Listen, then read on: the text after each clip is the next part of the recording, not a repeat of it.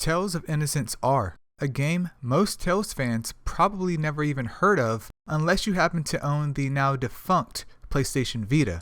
On top of that, also be able to read Japanese, as this game never received an English translation until recently. Thanks to the genius named Seiichiro Mine, I do apologize if I slaughtered your name here, many players including myself was able to play this Japanese exclusive title, and as a Vita title especially, it's one I wish was more accessible to the masses. Now, some context here is also important. Tales of Innocence R is the reimagined version of the original game from the DS. This title convention is also shared by Tales of Hearts R. Check out this footage of the original just so you can see the welcome improvements the Vita game brought to the table.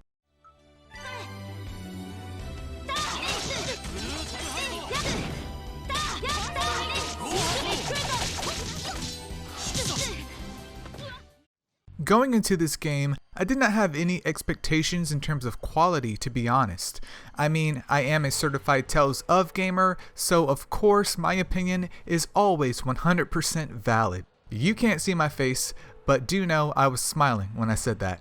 But historically speaking, the vast majority of titles created for a mobile market back before the Nintendo Switch have always been watered down versions of their console entries.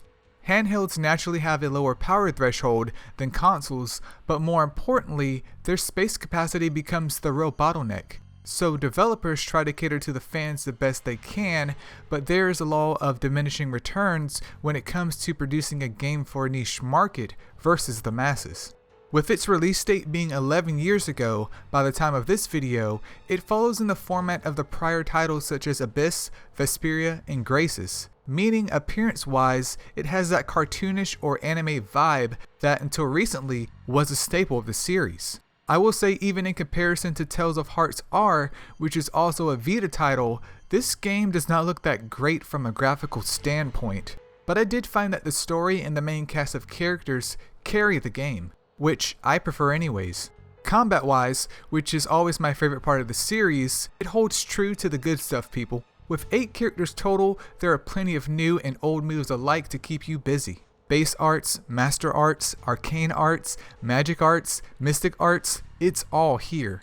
With the proper abilities equipped, you can also chain these to get some dope combos in on your enemies. One thing I did want to mention is the game features a revenge mechanic from said enemies. So though you hit them dudes with the old 1-2 biscuit combo from Popeyes, they too can retaliate back, thus breaking your combo.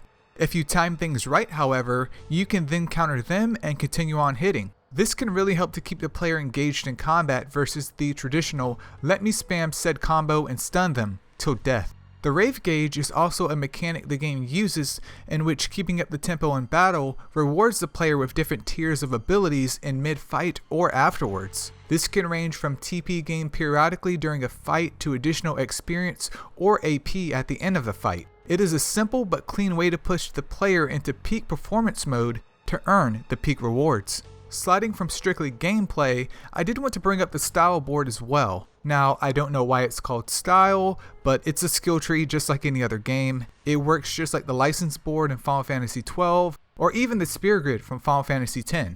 You gain AP during fights, and then you take said AP and invest it into these style abilities. These abilities work twofold, however, as not only is an ability unlocked, but you also get the bulk of your stats from these blocks. Now, this isn't groundbreaking by any means, but I just really enjoy the satisfaction that comes from these as you begin to fill it out. Just because you've learned all of these abilities as well doesn't mean you can equip them all at once. So it again leaves it up to the player to customize their units that best fits their style. Last but not least, this wouldn't be a Tales of review if I didn't mention the cast and the story overall. With a total of 8 characters all smushed into this portable game, at times it can feel overwhelming. The game starts off with Ruka, and after some events, he meets Ilya and also Spada. They get into things as kids do, and eventually they end up meeting Angie, Ricardo, and Kongwei. Later down the road comes Hermana and QQ. Yes, her name is literally QQ. Don't ask me why, man. I'm just a gamer. But the focus on the story is on the past while also on the present, as the majority of the cast are reincarnations of beings from the past. This isn't to say that they don't have their own personality, but more so to say that certain situations unlock the memories of their past selves. Not going too deep into spoilers here, I found it for the most part a refreshing take on things, as the game balances focusing on the past and present quite well. You really get a feel of your party members by the end of the game and understand their personalities. Ilya, for example, is a very sassy little girl, and the game doesn't try to tone that down one bit. だったら最初から奉仕活動だって言えばいいじゃない。何がさーよ。あんたムカつく。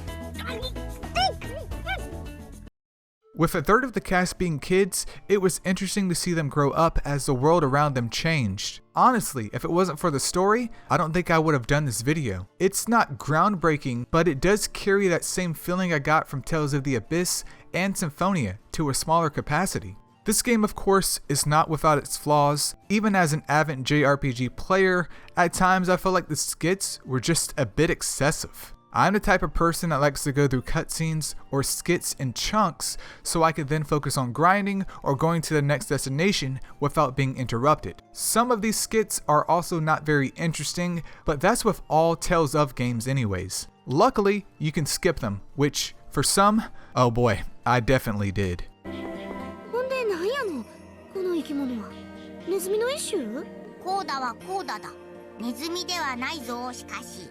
While I can appreciate the built-in revenge mechanic for enemies, it too was a bit frustrating. Many times I had my rave gauge blasting to the heavens, only to see it drop down to 0 because I got. Not to mention, the human boss fights in this game, oh man, I understand bosses need HP, but my god, do some of those dudes have like godly super armor throughout the entire fight. This made it extremely difficult to stop them from throwing down at the playground on my poor Angie when she was in the middle of doing her job. Some of them, like Hasta as well, made me want to cuss due to the added elements from his moves, so keeping your accessory game up is very wise in this entry.